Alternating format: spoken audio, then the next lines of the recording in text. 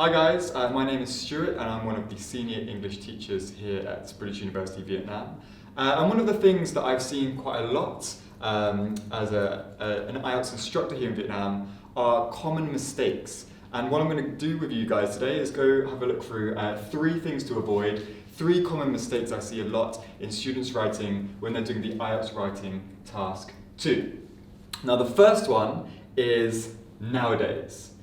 There's nothing wrong with using nowadays. In fact, it's actually used quite commonly in English. However, you need to make sure that you're using it correctly. Let me give you an example. If a student is writing an essay about technology, maybe they'll start their introduction saying, nowadays technology is very useful, or nowadays technology is used a lot. But if you think about it, technology has always been used throughout history a lot. So it doesn't really make sense to just say, nowadays technology is used a lot. So when you're using nowadays, really think about whether what you're talking about is specific to now, or whether it's been used for a long time. The second thing that I often see is students using phrases but getting them slightly wrong. So maybe it's a preposition wrong, or maybe they make it a plural. So one of the big examples I see quite a lot of my teaching is in the one hand. Now it kind of makes sense. You can say in the one hand, in the other, talking about a balanced argument, but in terms of an English phrase, we need to be talking about on the one hand. So actually, instead of in the one hand, this phrase should be on the one hand and on the other. And although it looks like a really simple mistake, you'd be really surprised by how many students I see saying in the one hand and in the other.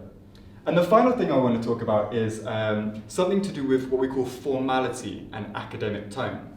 So often with essays here, I see the phrase, you can see. For example, in Vietnam, you can see many beautiful things.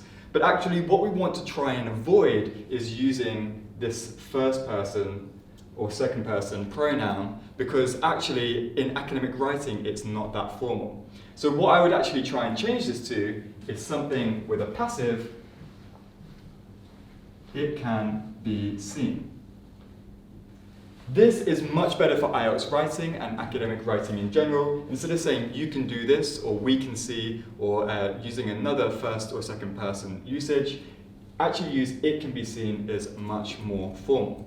So those are 3 big tips that I'm giving you guys today from 3 things that I see quite often. If you guys want to find out any more about our English classes and our IELTS classes, please follow the BUV English Facebook. And if you want to contact me personally as well, I'll include my Facebook in the description.